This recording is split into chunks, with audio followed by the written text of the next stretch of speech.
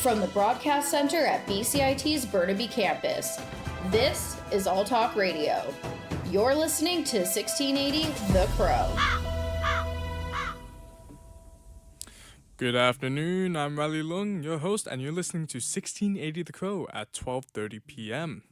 BC's government is looking to make life easier for potential builders and landlords with the launch of a new program to navigate provincial permitting and guides for new landlords. Earlier today, Premier David Eby says that the new measures will help create more housing for people across the province. Quest Market has just opened the first permanent location. Our reporter Zach Clark has more. Quest Market has just cemented a new location in the downtown east side. Quest is a non-profit grocery store aimed at providing fresh produce and groceries to people who couldn't otherwise afford them. With prices as low as they can possibly get them, the market serves over 4,000 people a day.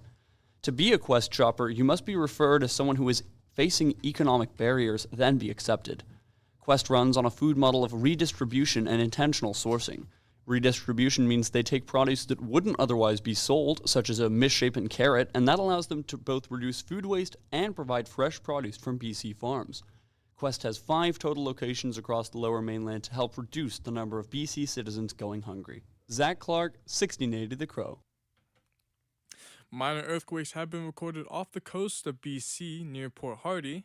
Yesterday, Earthquakes Canada said that 5.5 magnitude was registered at 4:30 a.m., 185 kilometers west of Port Hardy. This was followed up by another 2 earthquakes with a 4.0 and a 4.2 magnitude around the same location.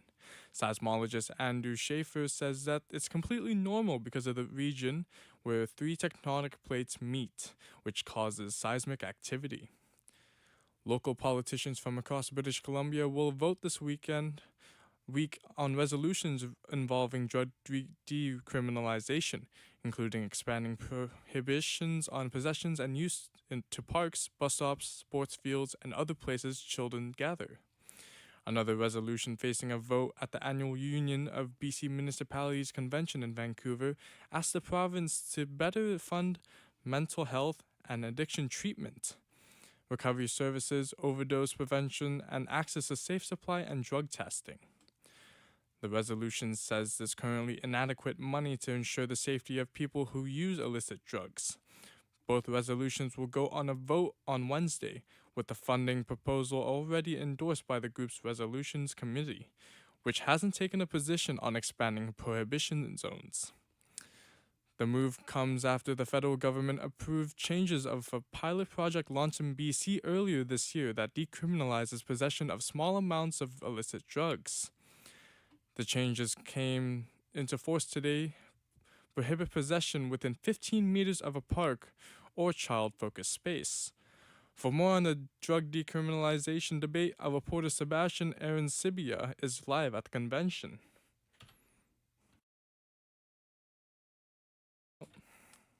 So Sebastian, what are some points that were addressed during this panel?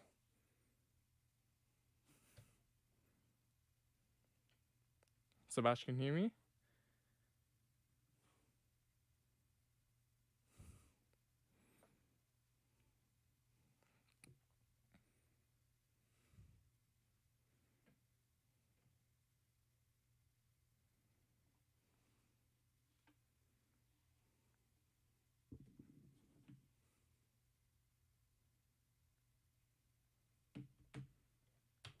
Sebastian? Yes. Oh, Can you? sorry about that. So, what are some points that were addressed during this panel?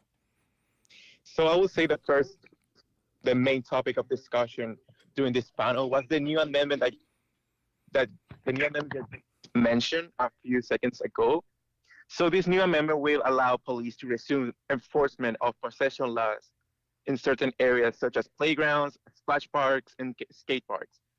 This was well received by the majority, I would say broadly, by the majority of municipalities here in BC. It was something they were asking for, and I would say that was really well received for what I could perceive during that panel.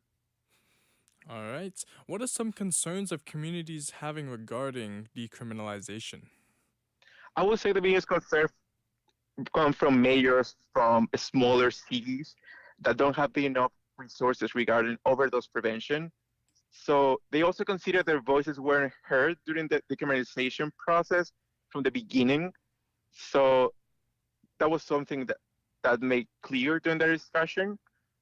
And we also talked to Eleanor Storko, who is the MLA from South Surrey, and she shared with us that the government should put their efforts on other mechanism tools that can prevent overdoses, not only decriminalization. For example, she shared that some facilities that taste drugs for drug users, so they make sure their drugs are pure, or they will go and get intoxicated. She said that some facilities open just 1 day a week, so the government should put their efforts on those mechanisms. All right. Riley? All right. Thank you very much, Sebastian. Ontario's Superior Court has dismissed a charter challenge by an alliance of groups that were advocating for rights of sex workers. The group ruled that Canada's criminal laws on sex work is constitutional. Lisa Laporte from the Canadian Press has more. The judge's decision says the Protection of Communities and Exploited Persons Act, brought in by the former Conservative government, balances prohibition of the most exploitative aspects of the sex trade while protecting sex workers from legal prosecution. The judge found the laws do not stop sex workers from taking safety measures, engaging the services of non-exploitative third parties, or seeking police help without fear of being charged. The Canadian Alliance for Sex Work Law Reform had argued that the laws violate industry workers' charter rights by fostering stigma, inviting targeted violence, and preventing them from obtaining meaningful consent. Lisa Laporte, The Canadian Press, Toronto. Vancouver Island MLA Adam Walker has been booted from the NDP after internal probe. On Sunday, Premier David Eby announced that the new Democrat member of the British Columbia legislature on Vancouver Island has been turfed from the party's ranks. A statement from Eby's office says that Walker's dismissal was a result of internal investigation, sparked by an unspecified HR complaint. After a fire displaced many tenants of a downtown hostel, Vancouverites may be wondering what caused the fire and what happened in the aftermath. Our reporter Max Mashman has more. Vancouverites in the downtown core had a rude awakening early Saturday morning when at 2 a.m. guests in the Same Sun and Belmont Hotel were evacuated as sprinklers and alarms started. The culprit? A fire caused by a vehicle parked in the alleyway. The Same Sun Hotel sustained significant damage from the fire, accompanying smoke and the water used to extinguish the flame. The fire took nearly 70 firefighters hours to put out and resulted in 3 injuries. 1 firefighter after a part of the building collapsed on them, and 2 people for smoke inhalation. Initially, over 100 people were displaced from the hostels, but residents of the Belmont have been given the all-clear to return. Max Mashman, 1680, The Crow. 5 prisoners sought by the U.S. in a swap with Iran have been freed and are heading home as part of a nearly $6 billion of Iranian assets being unfrozen. U.S. Secretary of State Antony Blinken says the money will be held in restricted accounts and to be used only for food and medicine. We have absolute oversight of how they're used, and they can only be used for humanitarian purposes. And we have absolute confidence in the process and the system that's been set up. 2 men were left with serious injuries after a stabbing in Souk on Saturday, 6 p.m.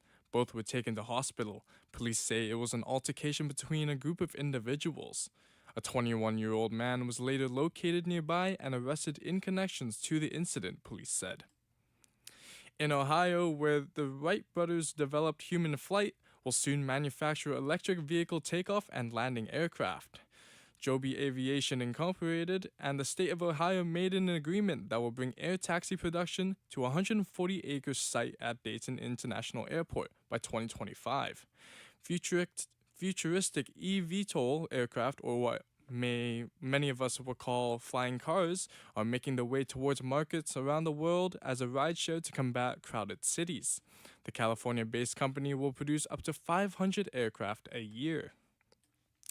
On to weather today. Today is looking to be a sunny but not so hot day with a high of 18 degrees and a low of 12. It's a little windy today as well. You better coat up tomorrow because there's a 100% chance of rain in the forecast. Wednesday and Thursday are looking bright. Should be no rain, but it's just a little hint, 10%. Friday and Saturday and Sunday is looking at a 50-50 possibility of rain, but we will know for sure later in the week.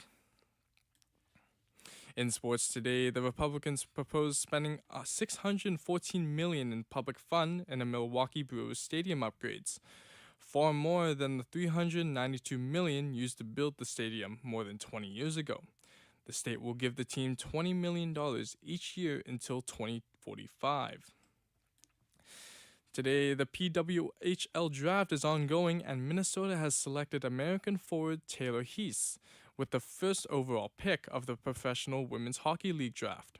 Heese of Lake City is coming off their fifth and final year at the University of Minnesota, where she is a first-team All-American after leading the NCAA in goals, second in points, and tied for third in assists. Major League Soccer has terminated the contract of CF Montreal midfielder Matko Miljevic.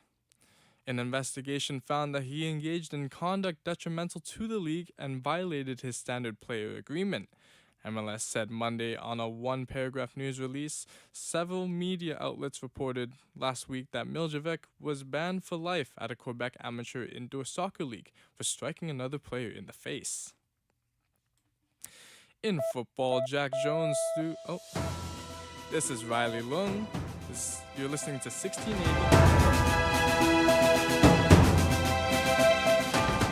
Stay tuned for more on BCIT's 1680 The Crow.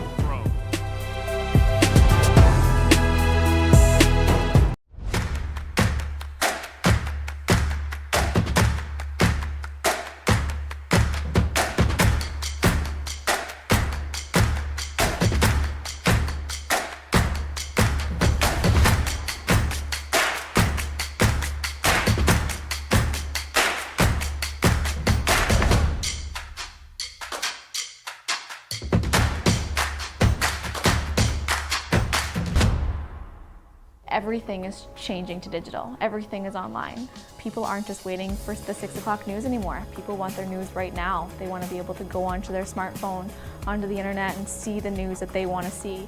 Vancouver is growing at, a really rapid rate, the Lower Mainland even, and with the tools that we're given here, we're able to cover all of that. Welcome to BCIT Magazine. I'm Radhika Sikakane. In the program, they really leave it up to you. I mean, the help is there when you need it, figuring out how to use the programs like Premiere, Audition, and figuring out how to use the cameras. But it's up to you to sort of experiment and figure out what you can do when you go out in the field. They brought candles and flowers to remember the student who lost her life yesterday. Theresa May says the international community condemns Moscow. They really make sure that you know the basics and you are able to put out a quality product. I'm Brady Tretnero. And I'm Radhika Sikakane. Thank you for tuning in to BCIT Magazine.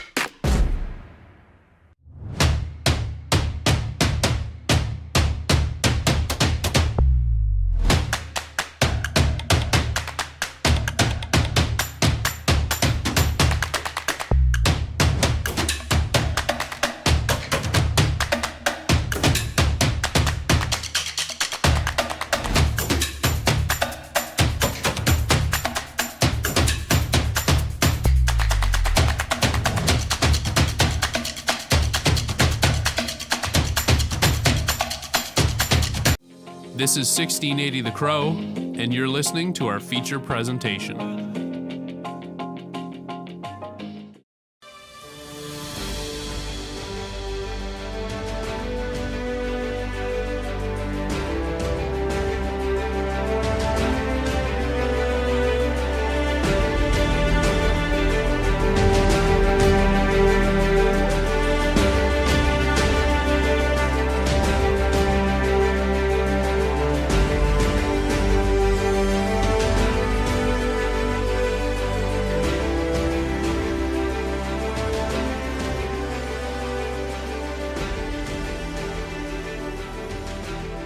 Fantasy football is one of the largest sports industries in all of North America and is only getting bigger. American football is the most popular sport in the United States, and football is a religion for its most die-hard fans, and fantasy football is their Bible. On our show today, myself and my co-host Madison Buckingham will be going over the fantasy football industry, doing a deep dive into its success in its past 60 years of existence. The main question we want to ask is why? Why have football fans migrated away from their hometown teams in favor of the players they have on their fantasy teams?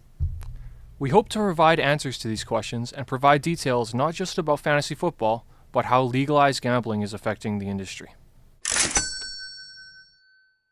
Matt Marchese of Sportsnet is a fantasy football expert. Matt loves football and has been enrolled in 7 different fantasy leagues this season. Matt was kind enough to speak with us to tell us what he loves about fantasy football so much. I mean, I love the camaraderie. I love the trash talking, especially in a couple of leagues that I've been in for a while. Like one league that I'm in, I think there's about 7 of us that are in. We've been there for 7 years, and like 7 of us, I think, have been there the entire time. And then we've had a couple of changeovers here or there.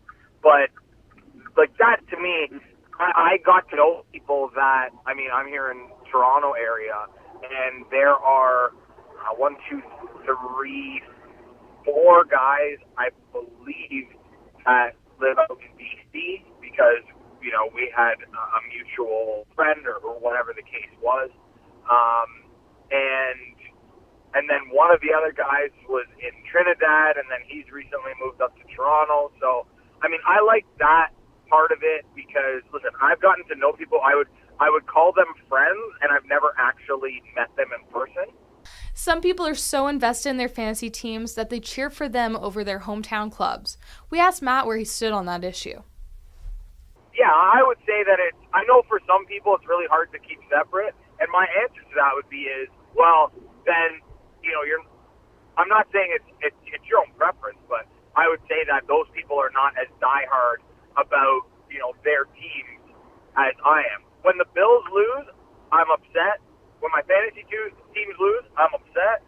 But I've got 7 of them. So one of them is bound to win and make me feel a little better. When the Bills lose, and that's it.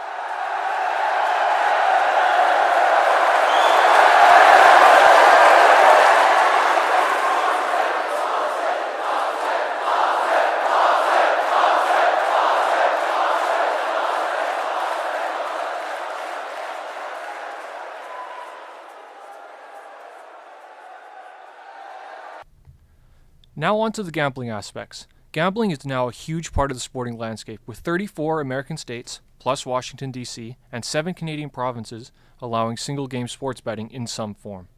Having your own sportsbook is a license to print money, and with so much money tied into gambling, it changes how much investment people have in athletes. The fantasy football market is worth a total of $29 billion and is expected to grow up to $76.51 billion by the end of 2030. There are over 60 million people across the globe playing some form of fantasy sports. And to nobody's surprise, the largest and fastest growing fantasy leagues are the ones involving the NFL. The NFL made nearly $12 billion in revenue during 2022 and is one of the most recognizable brands in the world. Advertisers line up to get a piece of America's most prestigious league, with Super Bowl commercials costing over $7 million per 30-second commercial. With the COVID pandemic finally behind us, for the most part, sports leagues are trying to recoup as much money as they possibly can from heavy pandemic losses. One of the largest revenue drivers in the post-pandemic industry is legalized sports gambling. Spend any time watching sports and you'll be bombarded with betting ads and the constant betting segments during intermissions and halftimes. Now that it's here, sports gambling is likely never going to go away, and regulation efforts are going to have to increase along with the supply of people betting on single game events. Legalized gambling has also changed the way we consume our favorite teams and players, especially in regards to our fantasy teams. Now that many people have bets or parlays on specific events, there is more incentive to cheer for specific events during sports games. The casual fan has become more and more emotionally and monetarily involved during games. Many people have significant money tied into individual players, creating an immersive experience that leagues are cultivating. I think more people are now watching football in Canada because they can bet on a single game. Whereas before, like here in Ontario, we have Proline, and I don't know what you guys have out west, but that was something that was very prominent for a long time. But you had to bet on a minimum of 3 games, if I'm not mistaken, or 2, but I'm pretty sure it was 3. So, people shied away from that. Well, I don't want to bet because I just want to bet on this one game because, my team's playing in it or this is my favorite player. Now that's completely changed the landscape. Now it's like I can bet on one game. I can bet on one single thing, catches, yards, whatever the case may be. So I think that part has totally changed not only how people watch football, but the types of people that are watching football too. But with all that comes significant risk, with multiple NFL players having already been suspended for gambling. It is important to note that it is illegal for NFL players or employees to gamble on any sports. Marchese spoke about the possibility that the sports world might endure another major gambling scandal like the Chicago White Sox did in 1919, where multiple players were banned for life. I mean, there's always a possibility. I think it depends on the player, too. I believe they have, like some guys got suspended for 6 games. Ridley got suspended for a year. I think it all depends on the player, too. I think they're a little bit lenient with some more so than they are with others. At the end of the day, I don't care that players are, like, don't bet on your team to lose because that's not in the spirit of the thing. But, I mean, the NFL is also kind of ridiculous in how they do their suspensions because, we've seen guys get, 3 or 4 games for assaulting somebody, but laying a bet that doesn't involve your team and you get a year. I mean, or guys that smoke, like Josh Gordon, that smoked marijuana, that got suspended countless times for that. Like, I don't know. To me, that's kind of it's a slippery slope to go down. It's kind of ridiculous. But do I think that you could see somebody get suspended forever? Sure. I would never rule anything out because it's the NFL. I lean more towards the side of I doubt it. It's more so a case of this guy got suspended indefinitely. He's not very good. So I'm not going to waste a roster spot on him because he's just not very good. So I think that's more of what you will see. Like, a guy gets suspended and then he doesn't resurface because he's not good enough. Good players will find a place, just like Calvin Ridley did with Jacksonville after being suspended when he was with the Atlanta Falcons. Like, that, to me, is something that will always happen in terms of that. Talent, generally speaking, finds a way, whether suspended or not. Beyond the player's angle, the risks of gambling among the general population are very real. Gambling addiction is a major problem for a sizable part of society, and with the legalization of single-game betting, as well as the constant advertisements that have been taking over the industry, the risks of developing a gambling addiction have never been higher. We also got the chance to talk to Dwayne Mason, an addictions counselor, who gave us strategies for overcoming a gambling problem. There's different treatments for gambling. So one is sort of cognitive behavioral therapy, which is basically, you sit down and you make a plan about, how you're going to interact with gambling in your life. And then there's sort of a 12-step model, which would be sort of like AA, or in this case it'd be GA, Gambling Anonymous, as a place you can get help. And also there's actually pharmacological ways you can also address,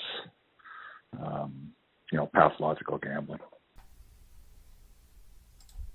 The future of football is an interesting one, with more and more information coming out about concussions and their long-term impact. With all the new data upon the decline in quality of life after multiple concussions, futures football is at a crossroads. Enrollment in youth football is declining, with safety concerns being paramount.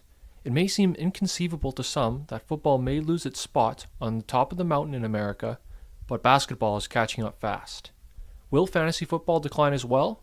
I personally don't think so, as even though enrollment numbers are declining, the fantasy industry is booming. Maybe one day we will see a day where fantasy football is the #1 sport and not the National Football League. This has been Joseph Augusti. And I'm Madison Buckingham. Signing off for 1680 The Crow.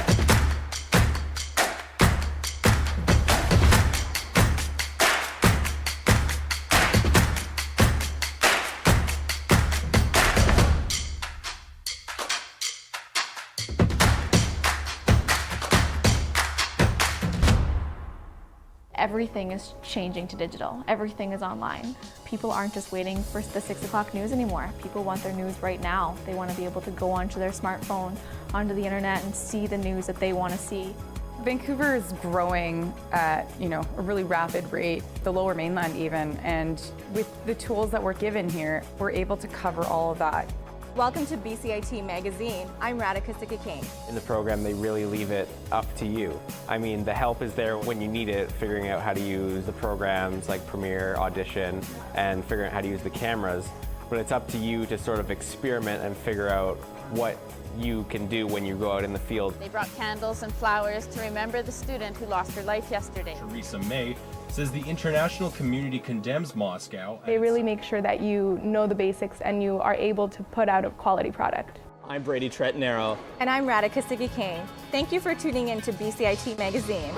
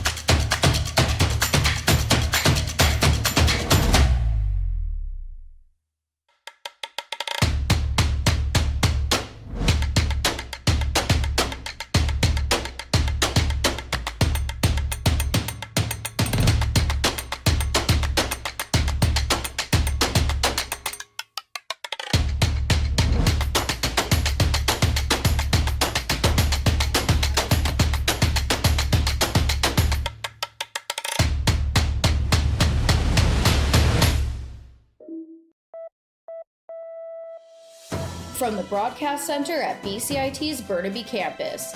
This is All Talk Radio. You're listening to 1680 The Crow. Excuse me, welcome to the 1230 newscast. I'm Joseph Augusti, and thanks for tuning in. The RCMP Integrated Homicide Investigation Team has been called in to investigate a fatal shooting in Burnaby. Burnaby RCMP were called to the North Road and Cameron Street area just after 5 p.m. Saturday after reports of gunshots. Officers who arrived on the scene found a body in the parkade. Investigators can say they believe the shooting was targeted and there is no risk to the public. We can now confirm that IHIT has identified the victim, 29-year-old Gagandeep Sandhu of Abbotsford. The motive of the shooting remains unclear. Teresa O'Donnell, the Director of Planning and General Manager of Planning, Urban Design and Sustainability, time in the role has ended. She began as Deputy Director of Planning in January of 2019 and accepted the appointment of Director of Planning and GM in May of 2021. Vancouver City Manager Paul Motry said it has been a unique privilege to work with Teresa over the past 4 years. In addition to her technical expertise and incredible work ethic, I have deep respect for Teresa's exemplary professionalism, her concern for team members, and her unfailing commitment to public service.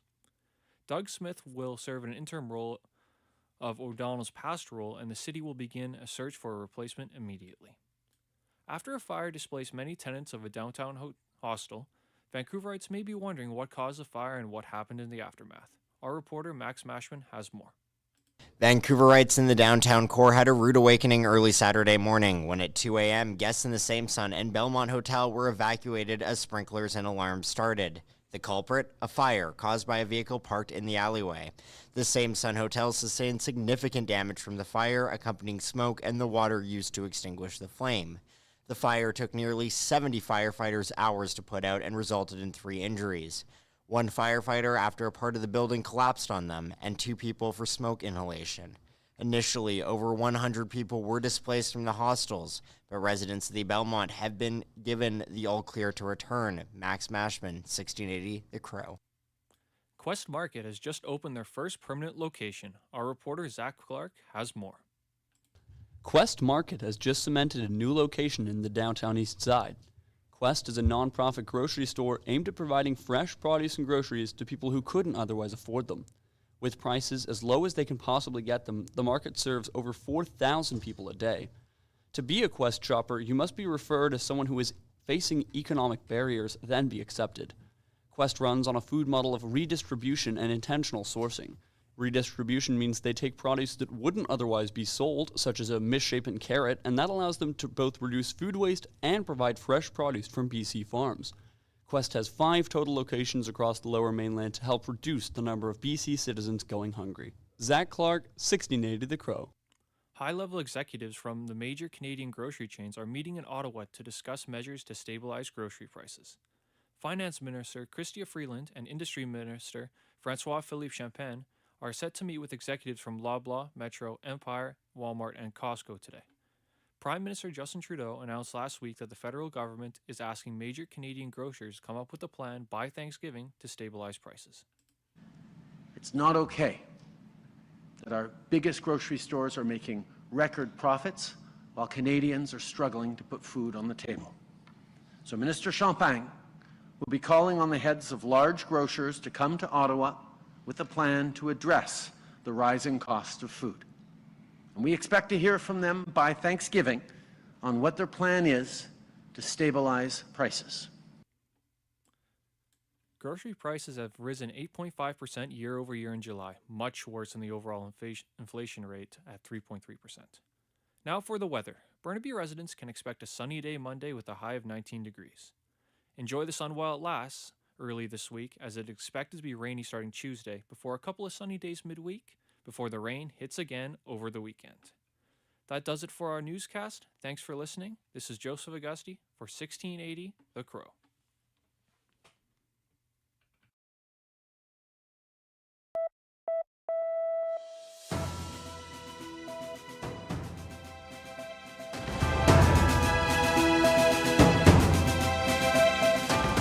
Stay tuned for more on BCIT's 1680 The Crow.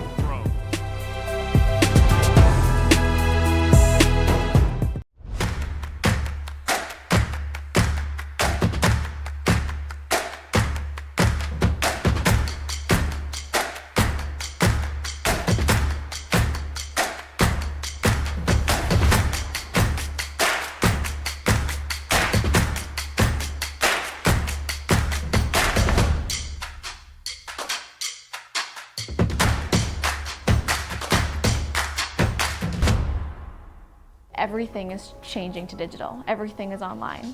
People aren't just waiting for the 6 o'clock news anymore. People want their news right now. They want to be able to go onto their smartphone, onto the internet, and see the news that they want to see. Vancouver is growing at, a really rapid rate, the Lower Mainland even, and with the tools that we're given here, we're able to cover all of that. Welcome to BCIT Magazine. I'm Radhika Sikakane. In the program, they really leave it up to you. I mean, the help is there when you need it, figuring out how to use the programs like Premiere, Audition, and figuring out how to use the cameras. But it's up to you to sort of experiment and figure out what you can do when you go out in the field. They brought candles and flowers to remember the student who lost her life yesterday. Theresa May says the international community condemns Moscow. They really make sure that you know the basics and you are able to put out a quality product. I'm Brady Tretanero. And I'm Radhika Sikakane. Thank you for tuning in to BCIT Magazine.